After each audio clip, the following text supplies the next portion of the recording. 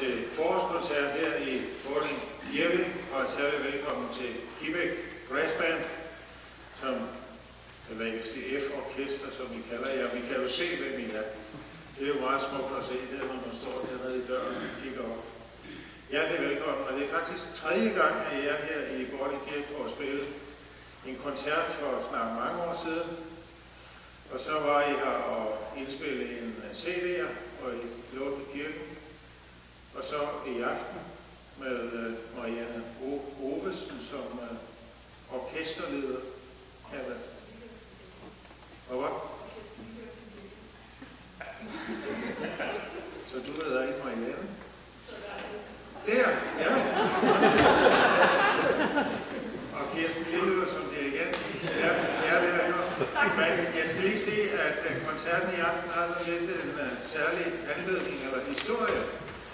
Og det er, at egentlig så er det en julegave fra Karsten til hans forældre, Helge og Holger. Og det er jo ikke alle julegaver, man får, der kan være under juletræet. Og det kunne den her ikke. Så derfor kom vi ind i billedet med Vording Kirke og i aften. Og det er vi rigtig glade for, at vi får lov til at være med til at pakke julegaven ud og dele den sammen med jer. Tak for invitationen. Og så velkommen og værsgo til Kibæk FDF-orkester.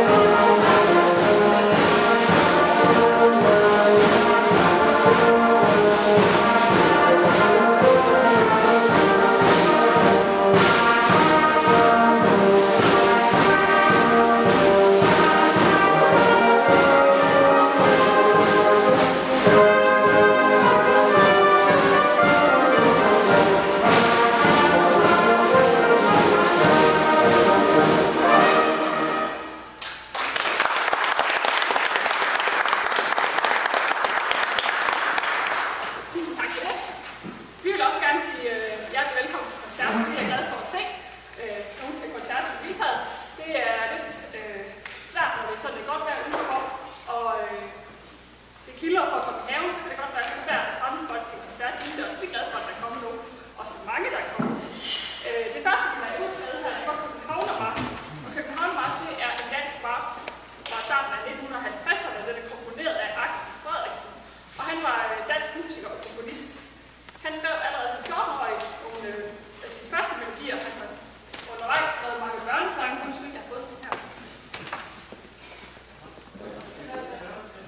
til. Jeg prøver igen. Det var Axel Fredriksens Københavnermarch, som vi startede ud med. Axel Frederiksen var dansk komponist og musiker. Han skrev allerede som 14-årig sin første komposition og melodier. Han har skrevet et væld af børnesange og værker for børnekor. Flere af dem er opført i radio både i Danmark og Sverige. Senere så blev han lidt mere modig, og så lavede han lidt lettere musikstykker og dansemelodier, hvor han var først og fremmest restaurationsmusiker, altså sådan en, der sidder og spiller på restauranter, hvor folk lige ude at spise. Københavnermarch er det mest kendte, han har lavet, og marchen den er kendt over det meste af verden, og den spilles stadigvæk af internationale orkestre. Der er også en tekst, den her melodi, og den er af Victor Skaarup. Han var dansk journalist og tekstforfatter, men han startede faktisk sin karriere som revisor. Så fandt han hurtigt ud af, at det var for kedeligt, det der metal, og så kan han sætte noget med bogstaver i stedet for. Victor Skaarup, han har skrevet rigtig mange kendte filmmelodier, blandt andet til Julevalg i Nisseland og Du er mit øjesten fra Flintesønnerne. Og marchen, den kan måske nogle af jer have hørt melodien på. I hvert fald så blev den sat landeplade, dengang Paul Reichert han indspillede den i 1954 med en meget ørefaldende tekst om København. Det næste, vi skal til, det er dejligt, at solen skinner udenfor, og derfor vil vi starte at lægge godt på land med en hilsen til forsolen. Hilsen til forsolen, det er en melodi fra af Benny Andersen og Poul Dissing, en meget, meget kendt duo, og det er fra albumet Oven Visse Vande fra 1981. Det album det indeholder en hel masse forskellige melodier af Benny Andersen og Poul Dissing, og nogen vil måske kende den, der hedder Barndommens Land, eller Gå nu nat og Gå nu lige hjem. Det kan godt være, at I kommer til at høre det lidt senere fra. Egentlig så var hilsen til forsolen et bestillingsdigt fra BT, altså avisen BT. Og anledningen det var, at i 1979 der havde man en anden oliekrise i Danmark, og det var sådan noget med bilfri søndag, og man måtte spare på alt. Og så blev det sådan, at BT ringede til Benny Andersen og sagde, kan vi ikke få et digt om krisetider og nedskæringer og sådan nogle ting. Og så sagde Benny Andersen, han var nok ikke sådan en helt stor økonom, men han ville lige prøve sig lidt frem. Så tog han udfordringen op, og så skrev han et meget, meget, meget optimistisk digt med mange paralleller og referencer til kriser og fallit. Så det er sådan noget med, at solen skinner på fallittens rand, og jeg skal snart miste mine tænder, men når solen skinner, bliver jeg glad. Sangen er blevet meget, meget populær, og det kom i højskolesangbog. Og rigtig, rigtig mange kender melodien, især fra den sidste strofe, hvor der står en gang går solen sin runde uden mig, men når forsolen skinner, så lever jeg. Og det tror jeg, vi kan kende rigtig, rigtig meget i FDF-orkestret. I hvert fald så er det en af de aller mest favoritmelodier, vi har. Og folk de sidder og bliver helt salen, når de siger, det er det, vi skal spille. Så selvfølgelig skal vi have det med i aften. Og det er faktisk sådan, at flere og flere er begyndt at bruge den aller sidste strofe af melodien som gravindskrift på forskellige gravsten omkring. Det har jeg set. Men nu spiller vi hilsen til forsolen.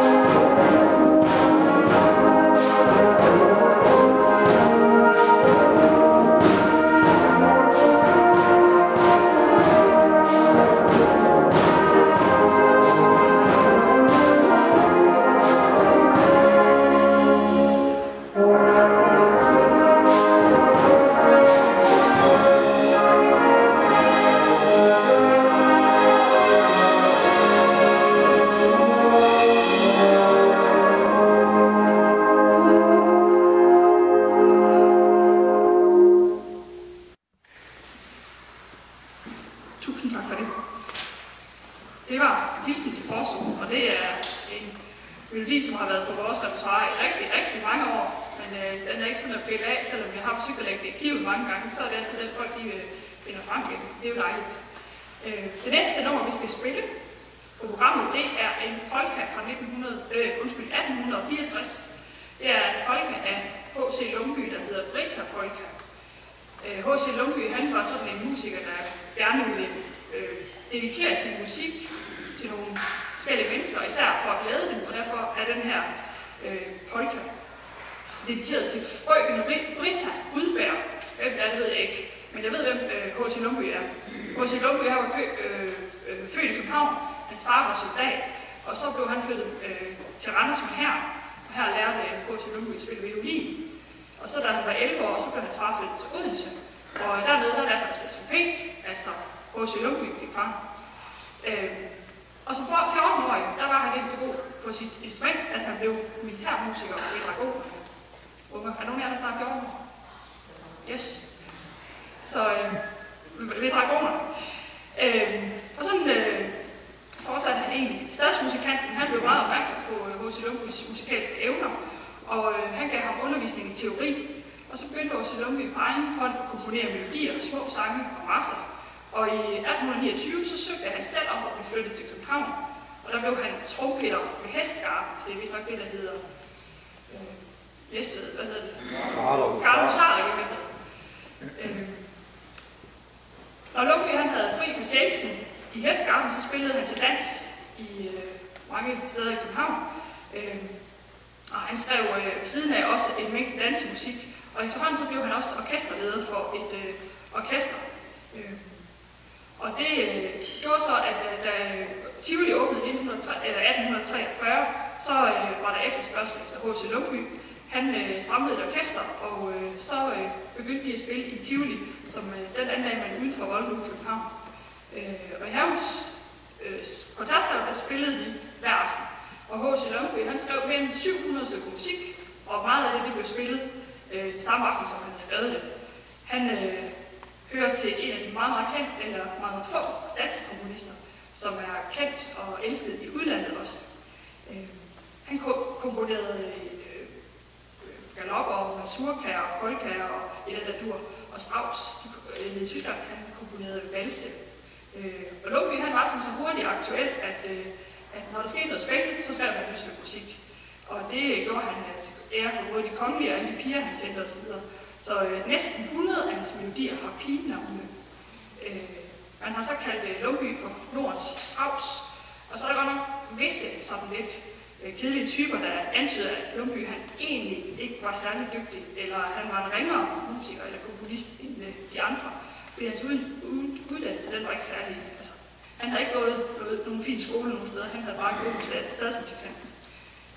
Men uanset, så var hans orkester godt nok til at danne grundstammen i det, der senere blev det første danske symfoniorkester, og det, der i dag hedder Det Kongelige Kapel. Så helt udnævner har hans musik altså heller ikke været. Vi skal høre Brita Polka.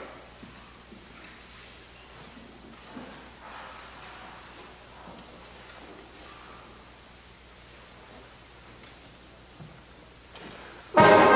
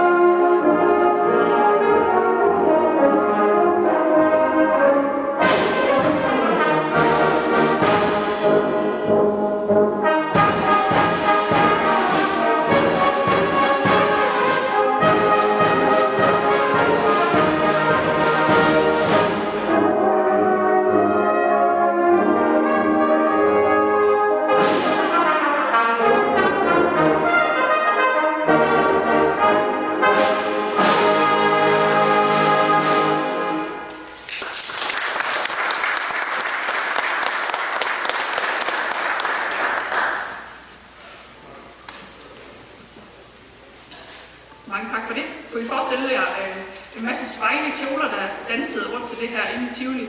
Det kunne jeg godt. Nu skal vi spille 2 engelske, eller amerikanske, tror jeg det er, Negro Spirituals, og det er lidt et, der må man ikke sige Negro, men det hedder altså Negro Spirituals. Det er sange eller melodier, som er opstået i sydstaterne, dengang man havde slaveri i Amerika. Og mange af de her slaver, de blev simpelthen så dårligt behandlet, at de simpelthen følte, at den eneste udfrielse, de kunne få, det var at dø og komme hjem til vor herre hjemme i paradiset. Så derfor så skrev de en hel masse, de komponerede nogle melodier, som de gik ude i de her marker, bomuldsmarker, sukkerplantager, eller hvad de nu arbejdede med. Og dem gik de sang, så typisk så var der en, der sang for, og så var der nogle andre, der ligesom sang et svar. Og vi skal spille 2 melodier nu, som er traditionelle amerikanske Negro Spirituals. Den ene hedder Swing Low, Sweet Chariot, og den næste hedder Nobody Knows the Trouble I've Seen. Nu har vi godt ikke aftalt det med orkestret, men jeg tror, vi spiller dem lige efter hinanden, så vi kan godt vente med at klappe, til vi har spillet Nobody Knows the Trouble I've Seen. Vi står nemlig på de samme ark.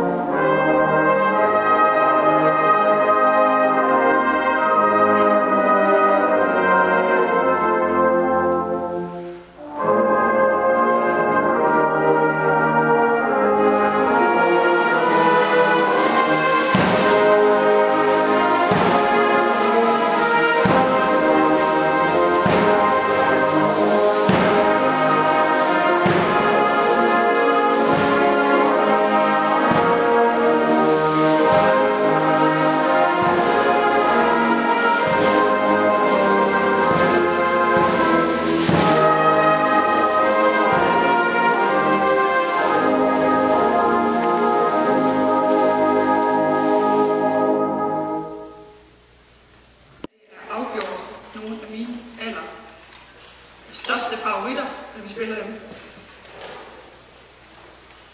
Vi spiller lidt af hvert i vores orkester, og et brassband spiller typisk meget, meget bredt musik.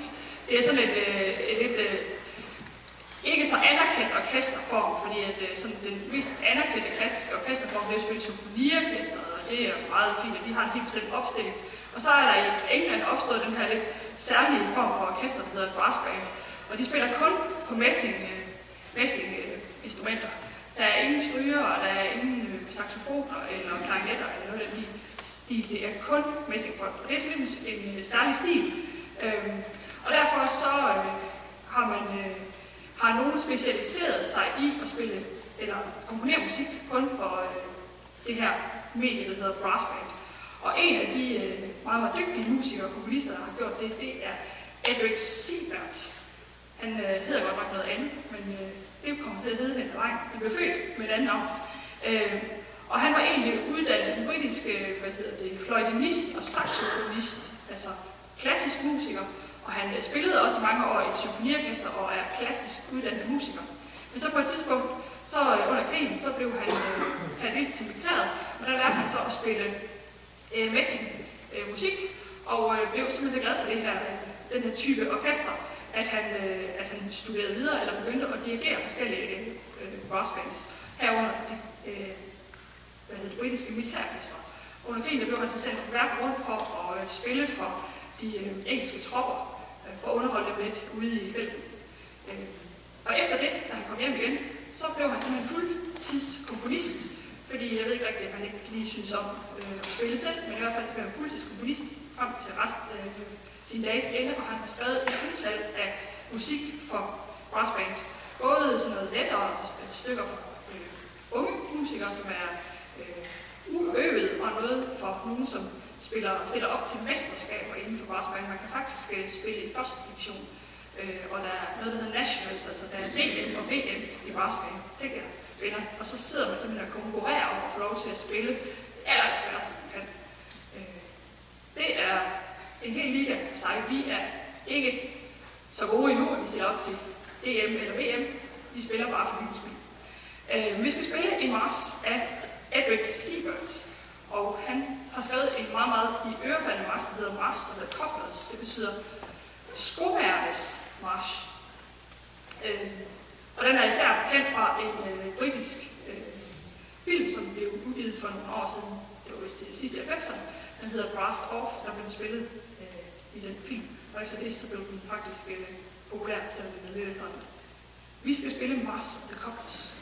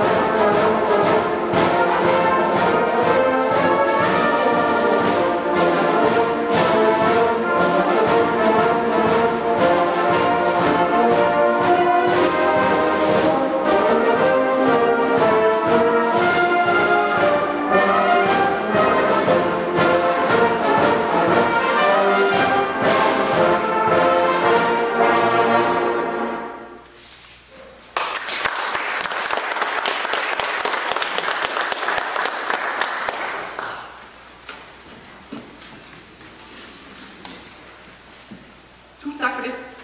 Nu skal I også være med. Vi skal synge en fælles sang sammen. I skal også bidrage lidt til koncerten. Det er sådan, at i de fleste engelske orkestre, der har man sådan et lille rødt hymnehæfte. Så man spiller altid et par i hymne, det er samme som en salme. Og man starter altid ud med lige at få lidt luft igennem instrumenterne ved at spille en salme. Og det er meget, meget udbredt i de engelske brassbands, at man skal spille en salme og varme op på, også helst inden man går hjem. Så kan man så lige løbe ind på hinanden. Og det er blevet meget, meget populært i Danmark også. Vi er ikke særlig glade for at spille salmer. Det er sådan, at det der med at spille salmer, det kan jo være sådan lidt, så viser man jo lidt for meget af, hvor man hører til eller sådan nogle ting. Men når det nu hedder en hymne, så er det jo lidt nemmere, fordi så det er jo et engelsk ord af de fine engelske orkester, de spiller hymner, så vi spiller alle sammen hymner. I Danmark, eller i vores FF-orkester, der tør vi godt at sige, at vi spiller salmer. Og vi har også den her lille røde bog, ligesom rigtig, rigtig mange andre danske brassbands har. Både dem, der hører til inden for FF, og dem, som bare hører under det danske musikerforbund. Og en af de salmer, en af de hymner, som står i den her, det er Almagts Gud velsigne vær. Og hvis I kigger herovre som rundt på rækkerne, så sidder der nogen, der er knap så lyse i toppen som andre. Det er nogle af de aller yngste, vi har i orkestret. Vi har nemlig et juniororkester. Og det er ikke så længe siden, de sådan er begyndt at spille med. Og det her det er en af de første koncerter, hvor de faktisk er blevet bedt om at spille med. Indimellem så tager de sig en slapper, fordi det er altså ikke det hele, de har fået øvelse på derhjemme. Måske også fordi, at de igen ikke har udleveret de allersværeste numre til dem nu. Men noget af det allerførste, de har lært at spille, det er det er Almagts Gud velsigne vær. Den hedder noget andet i vores engelske hymnebog. Men i aften, der hedder den Almagts Gud velsigne vær, og de skal synge med. Vi får lige et lille forspil, inden vi starter, men den står inde i hæftet.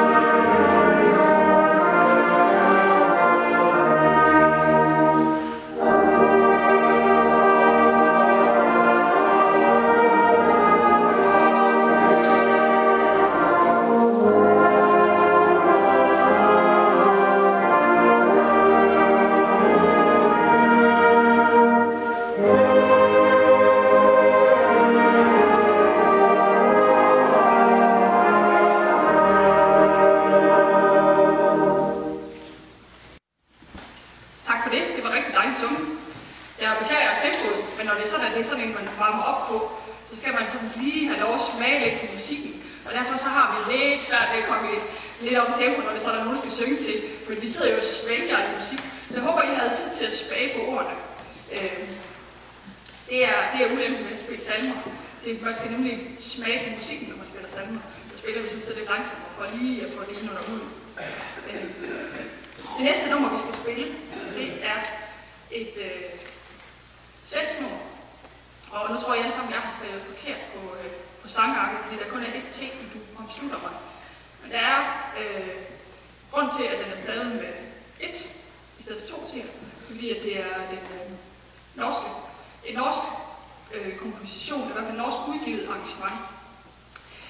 Du omslutter mig er en nyere salme, som er sådan en nordisk salme, og den er blevet rigtig, rigtig populær i rigtig, rigtig mange store dele af Norden.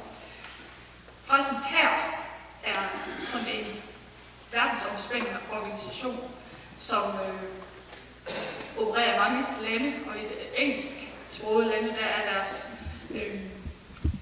deres motto Soup, Soap and Salvation, altså suppe, sæbe, bevaske og frelse. Og det er de er sådan en humanitær organisation, som arbejder især blandt folk på gaden med at samle nogen op og give dem noget godt mad, et sted at bo, eller i hvert fald noget hjælp til det måske, og så et godt ord med på vejen. Inden for præstens her, der har man også en hel masse bands. Det er sådan, at de har ikke noget over i deres kirke om søndagen. De har et orkester ligesom her. Tænk så at have det hver søndag. Og de øver i løbet af ugen, så mange mennesker. Og så spiller de til gudstjenesten om søndagen. Og så skal man jo samtidig finde på lidt andet end bare lige det, man kender. Og derfor så har præstens her en meget, meget lang og stærk tradition for at lave arrangementer og præludier og marcher over deres aller bedste salmer. Og de går ikke af vejen for at hæve noget op, så det bliver lidt rocket eller poppet eller jazzet. Fordi hvis en salme den kan lyde lidt jazzet, så er der sikkert nogen uden for kirken, der også har lyst til at høre på den, og så tager de ud og spiller ud på gaden. Og forresten her har udgivet rigtig, rigtig mange melodier, som vi sætter meget stor pris på at spille. En af dem, det er Du omslutter mig. Og det er måske et salme, I kender. I hvert fald så er den fra en af Davids salmer i salme 134, tror jeg. I hvert fald en af Davids salmer i det gamle testamente, som ligger til grund for teksten. I vores orkester, der har vi sådan af forskellige årsager, som så er lidt smule svært ved at høre, hvad dirigenten siger. Og hvis man er 14 år, så er det, fordi man har meget helt af hovedet. Og hvis det er sådan, man er lidt ældre, så er det måske en anden årsag. Og derfor så tager vi samtidig andre midler i brug, når vi ligesom sådan skal fortælle, hvad vi skal spille. Og især på den side herover, der har de lidt svært ved at høre, hvad det egentlig er, vi skal spille, når vi skal spille den her. Men hvis man sådan går hen og lægger armen op og giver den et knus, du omslutter mig, så ved de også, hvad vi skal spille. Vi skal spille, du omslutter mig.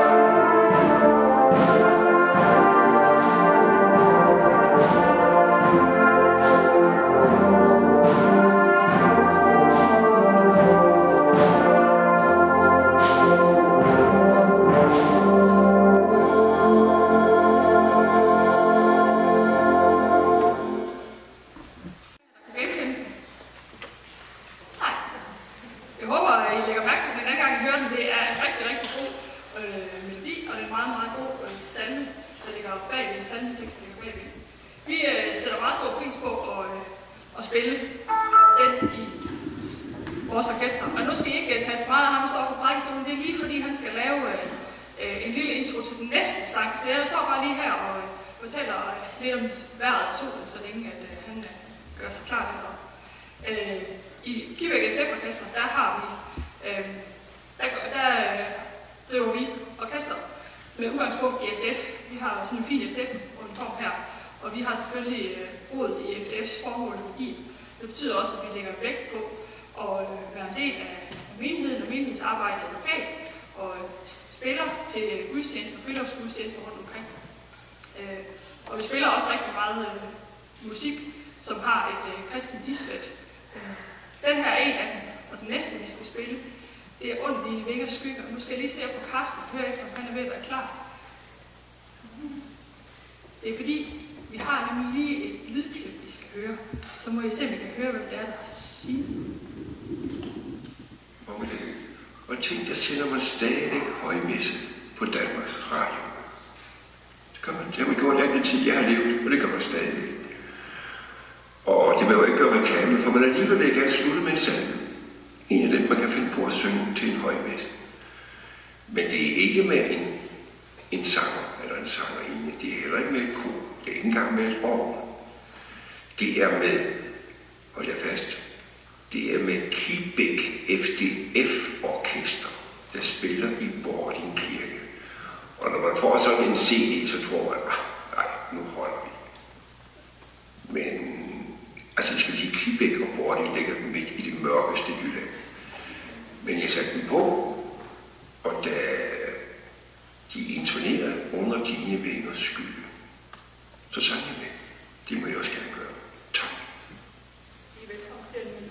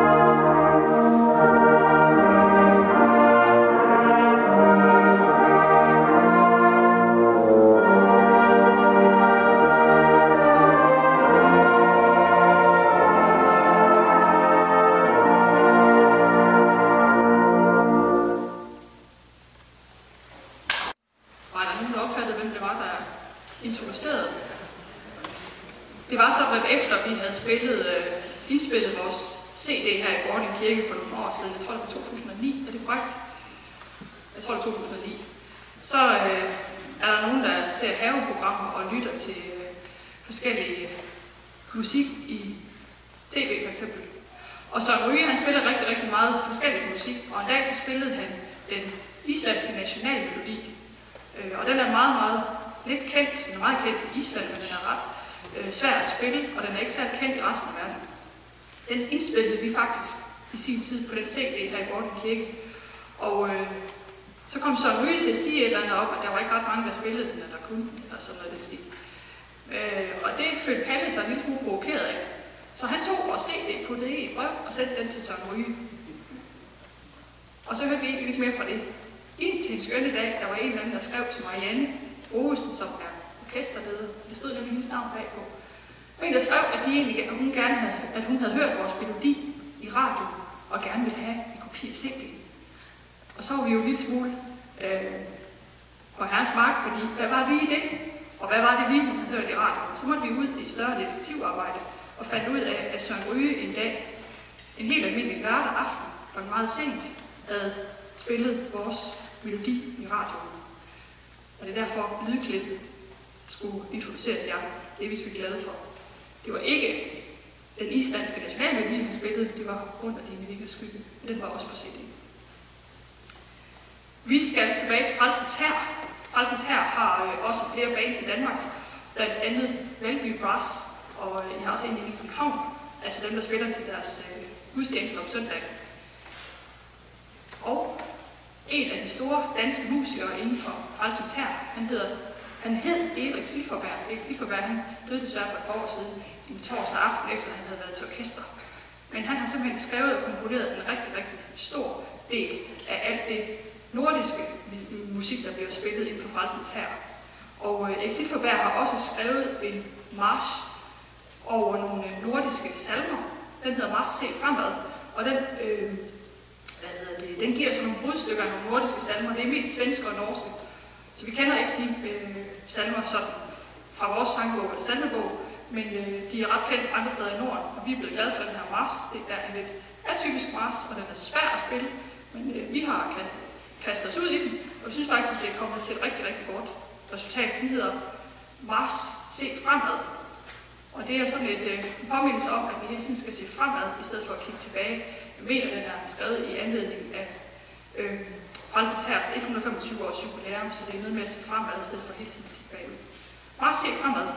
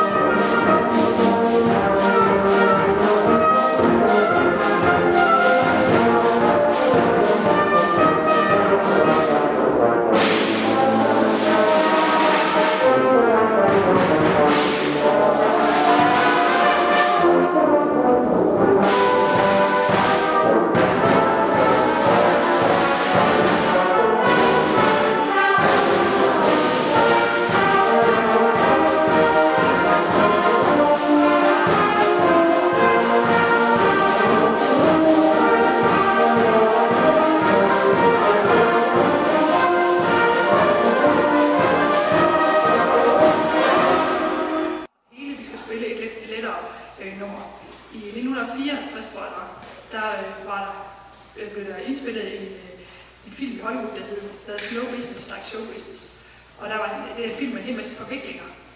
Men det er selve titelmelodien, der Slow Business Like Show Business, er blevet meget, meget populær.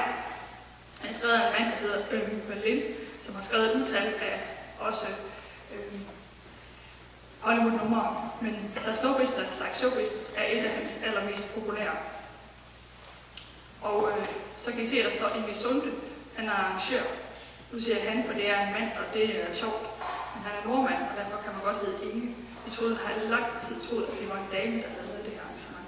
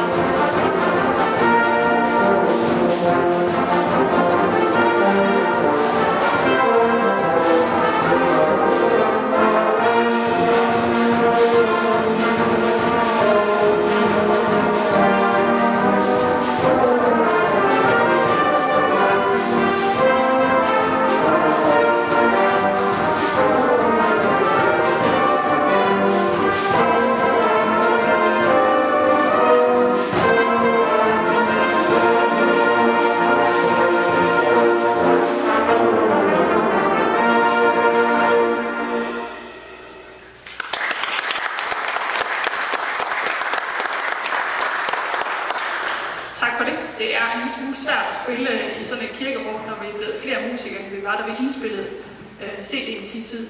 Det er sådan, at hvis man står under den bue der, så siger det simpelthen noget andet, end hvis vi alle sammen sidder ude under den her bue her. Så inden I kom, der havde vi en masse flytning frem og tilbage med folk, fordi nogle af dem havde vi sat der, og nogle havde vi ned igen. Til sidst var de nærmest siddet beskyttet til hinanden, men jeg tror, vi fik det ordnet.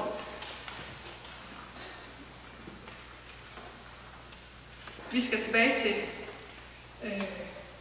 salmemelodierne, som er sat i sådan lidt en poppet udgave.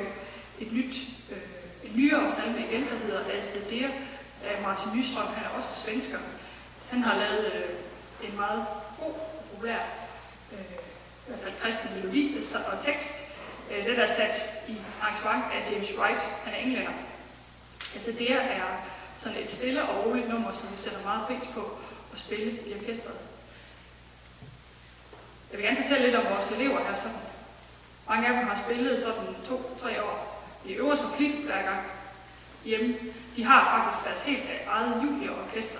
Der er de sådan på 10 elever, når de går rigtig godt for sig. De tager selv ud og spiller til børnegudstjenester og julemarkedet, den der dur. Men i aften har de altså fået lov at spille med, Og vi overvejede, om de skulle have lov at spille deres helt eget nummer. Men de kan nok blive lidt sceneskræk, når man sådan skal sidde sammen med de voksne.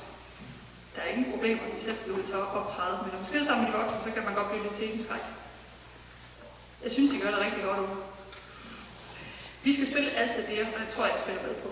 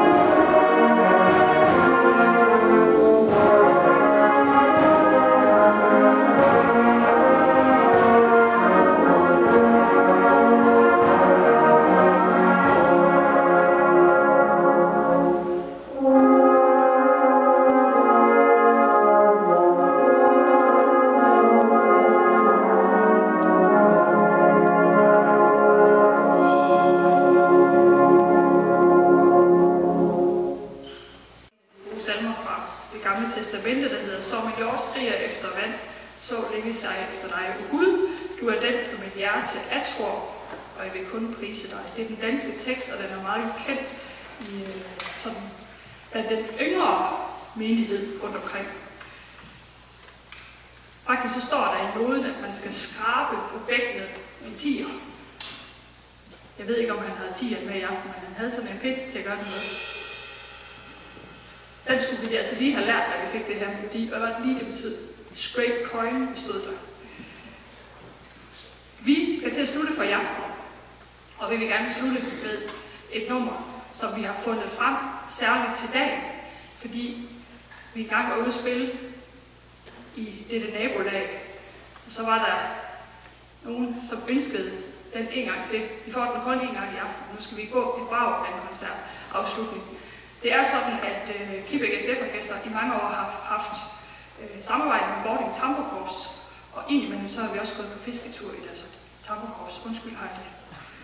De spiller godt nok endnu i Tamburkorpsen, men vi har altså lånt rigtig, rigtig mange dygtige musikere fra Bording Tamburkorps. Og det kan man godt lige gøre lidt ud af en snæver vending. Så Kajder, du må gerne rejse op.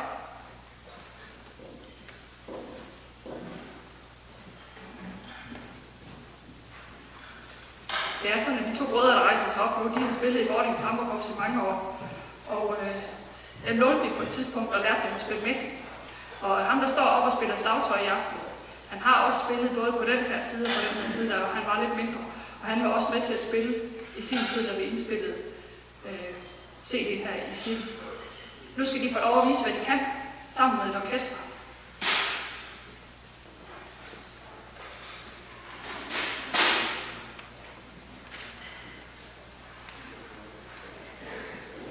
Vi skal spille Highland Cathedral, og Highland Cathedral er et skotsk nummer, troede vi. Highland Cathedral er et nummer, som selvfølgelig lyder sådan lidt skotsk, og det har også lidt med nogle skotske trommer og lidt sådan skotsk sækkepibe-agtigt. Så vi troede selvfølgelig, at det var et skotsk sækkepibe-nummer. Så kom jeg til at lede lidt efter det i går aftes, for lige at tjekke op på facts, da jeg skulle skrive det her program, og så ville jeg bare skrive traditional, for det gør man altid, når man spiller sådan en gammel melodi, som ikke nogen ved, hvornår den er lavet eller hvem der har komponeret, så skriver man bare traditional, og så er man ude over alt muligt med gode og ret og sådan ting. Så skulle jeg alligevel sådan lige gå på nettet og se, hvad var det lige det var, hvor det gamle var det i den her melodi, og så fik jeg mig en slem overraskelse, for hvad vi altid har præsenteret som en gammel skotsk melodi, det er faktisk ikke engang en skotsk melodi. Den er komponeret i, hold nu fast, 1982 af 2 tyskere til et tysk Highland Games. Det er faktisk ikke engang skotsk. Til gengæld så er skotterne blevet helt glade for den. Fordi der er lavet en tysk tekst, og tyskerne påberåber sig, at det er den eneste rigtige tekst til den her melodi. Skotterne har lavet deres egen tekst, og det siger de, at det er den eneste rigtige tekst. Så er der nogen, der spiller den i en kirkesammenhæng og synger en af de gamle salmer fra Salmernes bog til.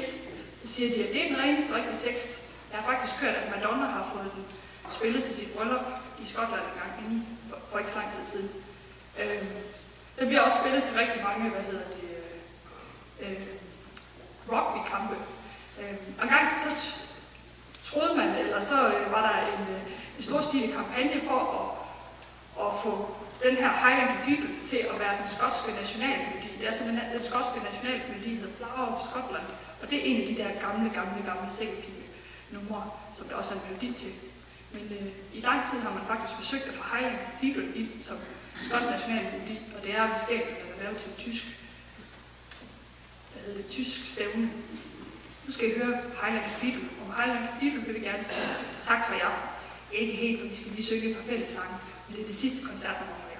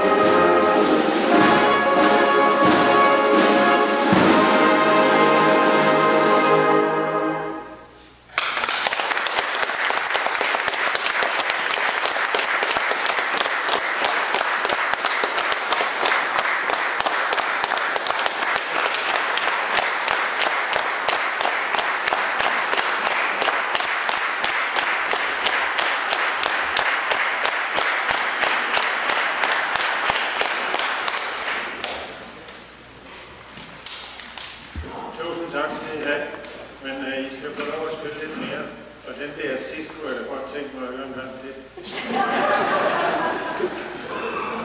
Men det kan vi jo se selv. Men du spiller, I synger. I synger nu, at jeg er ude i dyrenavn, og så får jeg lige, om jeg kan få lov at gå igennem her. Ja, det er fint. Tak. Jeg kan nemlig ikke krybe under derhen, som de andre unge mennesker gør.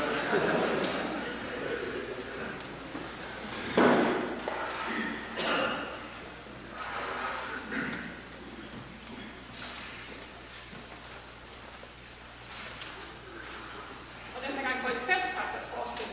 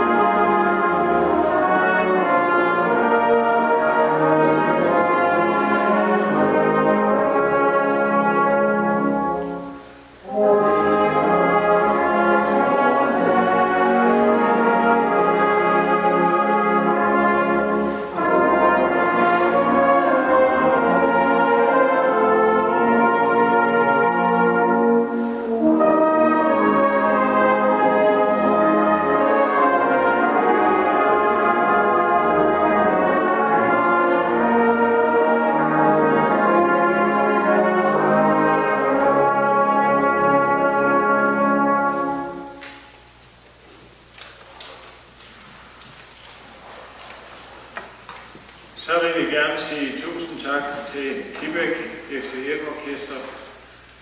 Det var godt nok en flot koncert. Jeg synes, det var.